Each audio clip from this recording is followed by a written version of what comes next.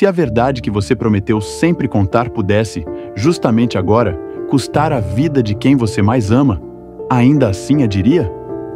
André tinha 48 anos, 2 filhos adultos que já não moravam em casa e uma rotina que girava em torno do trabalho, da paróquia do bairro e dos cuidados com a família.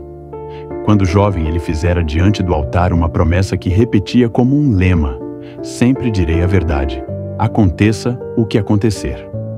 A frase servia de guia prático. Ele não trapaceava nas contas, não usava desculpas falsas no serviço, não contava pequenas mentiras para se livrar de situações sociais. Essa atitude se consolidara porque seus pais o criaram, dizendo que a retidão era a melhor forma de amar a Deus. 30 anos de casamento confirmaram o hábito. Sua esposa sabia que podia confiar em cada palavra dele.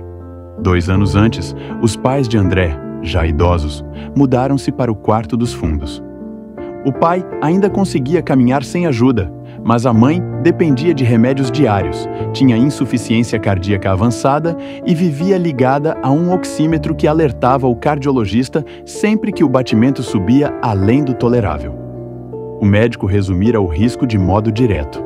Se ela sofrer um choque emocional forte, o coração pode parar. A família reorganizou a casa para evitar sustos. Campainha mais baixa, nada de filmes tristes, notícias difíceis filtradas com cuidado.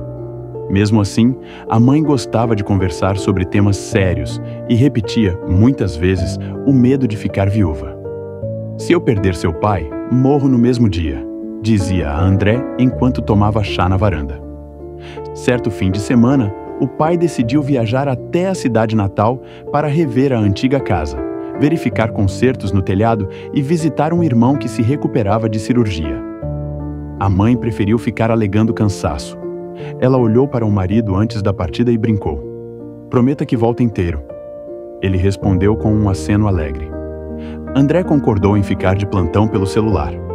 O trajeto era de 4 horas por estrada simples, mas tranquila em dias de semana. Ninguém imaginava outro desfecho, além de fotos da casa reformada e lembranças de família. 4 horas depois, já de noite, o telefone tocou com o número do hospital regional. Um caminhoneiro perdera o controle numa curva. O carro do pai fora atingido de lado e o socorro identificara traumatismo craniano grave. A voz da médica era calma, mas o conteúdo esmagador. Seu pai está com danos irreversíveis, respira por aparelhos e não há atividade cerebral. O parente que o acompanhava sofrera fraturas, mas não corria risco. André agradeceu a ligação, sentiu as pernas falhar e afastou-se para o quintal para que a mãe não ouvisse. Sabia que uma notícia crua poderia matá-la em poucos minutos. Durante os minutos seguintes, ele experimentou o maior conflito interno de sua vida. A promessa de falar sempre a verdade soava como um comando gravado em ferro. Não relativize, não postergue, não esconda. Ao mesmo tempo, a imagem do médico alertando para o risco cardíaco da mãe surgia com força parecida. Ele pensou no que ocorreria se entrasse no quarto dela e contasse a notícia tal qual acabara de ouvir. Visualizou a expressão de choque, a respiração curta, talvez a parada cardíaca antes mesmo de terminar a frase. A mente de André percorreu lembranças de aulas que fizera anos antes no curso noturno de filosofia. Lembrou-se do professor explicando Immanuel Kant de maneira simples. Um dever moral vale para todos os casos, sem exceção. Se mentir fosse aceitável em certas circunstâncias, ninguém confiaria em ninguém. Kant chamava isso de imperativo categórico. Na sala de aula parecia claro, mas ali, no quintal, o peso da regra parecia esmagador. Contar a verdade agora poderia matar uma inocente. Se isso acontecesse, teria ele respeitado a moral ou provocado outra tragédia? Em seguida veio à mente John Stuart Mill, que o mesmo professor apresentara como o pensador do maior bem para o maior número. Mill afirmava que uma ação é certa quando aumenta a felicidade e errada quando causa dor evitável. Sob essa luz, mentir para proteger a vida frágil da mãe soaria não apenas aceitável, mas obrigatório. A conta era direta. Uma pequena mentira salvaria uma vida, enquanto a verdade crua podia custar 2. Era um raciocínio fácil de entender, ainda que contrariasse o juramento juvenil. André também recordou algo dito pelo padre da paróquia sobre Tomás de Aquino. O religioso explicava que o santo medieval condenava toda mentira, mas distinguia o grau de culpa. Contar algo falso por diversão era leve, mentir para prejudicar alguém, grave. Já a mentira com o objetivo principal de proteger outra pessoa podia, segundo alguns comentários teológicos, atenuar a falta, pois o centro da virtude cristã é a caridade. Isso não transformava a mentira em virtude, mas sugeria que salvar a vida da mãe tinha peso muito alto na balança moral. Outro fragmento de memória apareceu.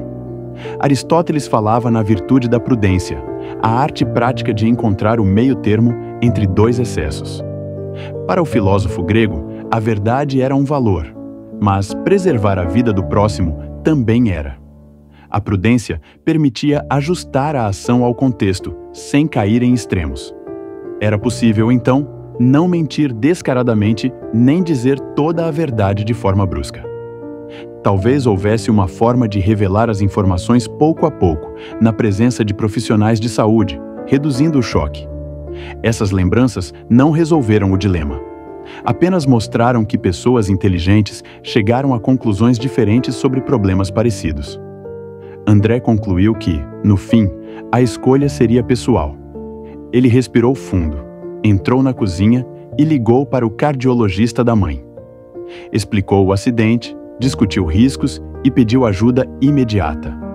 O médico sugeriu um plano: aumentar a dose de calmante, monitorar pressão e batimento minuto a minuto, preparar sedativo de emergência. Sugeriu também a presença de um padre ou psicólogo quando a notícia fosse comunicada em etapas. Meia hora depois, o médico e o padre chegaram. A mãe estava no sofá, lendo devagar. O cardiologista examinou os sinais, ajustou medicação e avisou com calma. Seu marido sofreu um acidente. Está no hospital, em estado grave, e faremos de tudo por ele. A mãe chorou. A pressão subiu um pouco, mas ficou dentro do aceitável.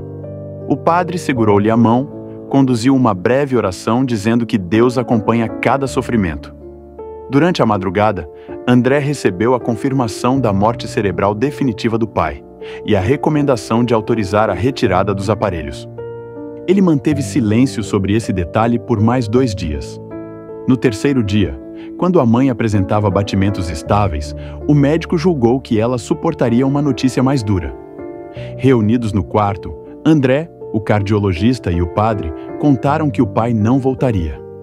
A mãe chorou de novo, mas não entrou em colapso. Perguntou se o filho estava ao lado do pai na hora do último suspiro. Ele respondeu que não, mas que o pai partira em paz. Depois do enterro, ela agradeceu o cuidado de todos. Disse que em nenhum momento se sentira enganada, pois houve afeto e proteção, não desprezo pela verdade.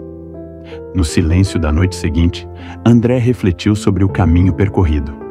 Ele percebia que não cumprira literalmente o juramento de 30 anos antes, mas sentia que preservara seu sentido profundo, usar a palavra a serviço do bem. Descobriu que a verdade não é só a correspondência entre enunciado e fato, mas também responsabilidade pelo efeito que aquelas frases têm no ouvido da pessoa amada. Descobriu ainda que seu pai teria aprovado a opção pela proteção da mãe, pois passara a vida praticando esse mesmo cuidado. O choque mostrou a André que determinados dilemas não cabem em fórmulas simples. Nenhum filósofo podia decidir por ele, e nenhuma regra o livraria da angústia de escolher. Mas as teorias serviram de bússola para mapear riscos e valores, e a presença concreta de médico e padre ajudou a tornar a decisão menos solitária. Ele concluiu que repetir um lema é fácil.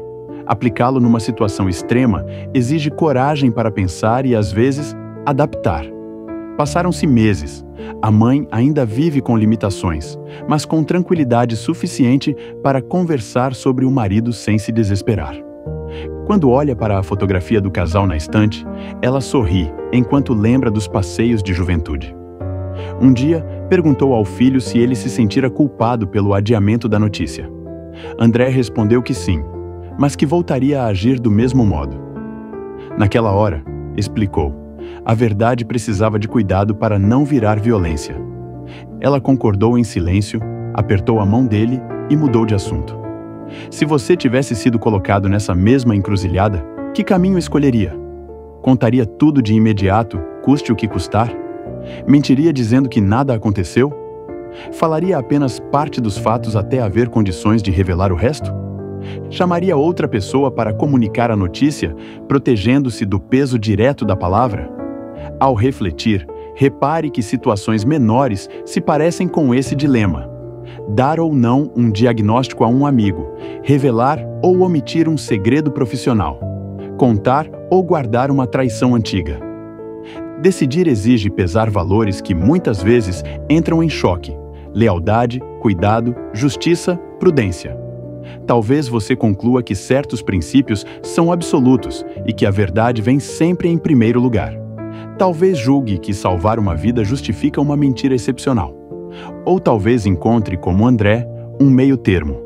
Não mentir descaradamente, mas ajustar o ritmo da revelação para que quem ouve possa suportar. Qualquer que seja a conclusão, ela não será apenas teórica. Formará parte do seu caráter e influenciará como você agirá na próxima escolha difícil. Afinal, é no cotidiano, e não só em dramas extremos, que nos tornamos as pessoas que somos. Curta o vídeo para mostrar que esse tema importa. Compartilhe com amigos que adoram discutir ética e dilemas reais. Inscreva-se e ative o sininho para acompanhar nossos próximos debates sobre direito, filosofia e justiça. E claro, comente aqui embaixo. Qual seria a sua escolha no lugar do André? Verdade imediata? Mentira protetora? Ou revelação em doses? Nossa indicação bibliográfica. Dan Ariely, A Honesta Verdade sobre a Desonestidade, Editora Sextante. Publicado originalmente como A Mais Pura Verdade sobre a Desonestidade, o livro reúne experiências de economia comportamental e psicologia que mostram por que pessoas comuns recorrem às pequenas mentiras do dia a dia sem perceber.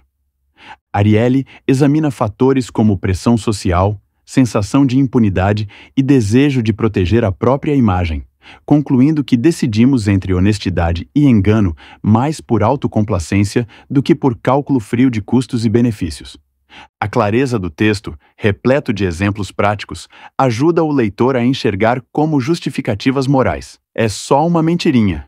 Ninguém vai sair prejudicado. Podem escalar até dilemas graves, como o de preservar uma vida ou manter a promessa de sempre dizer a verdade. Sam Harris, Lying, 4 Elephants Press, 2013, apenas em inglês.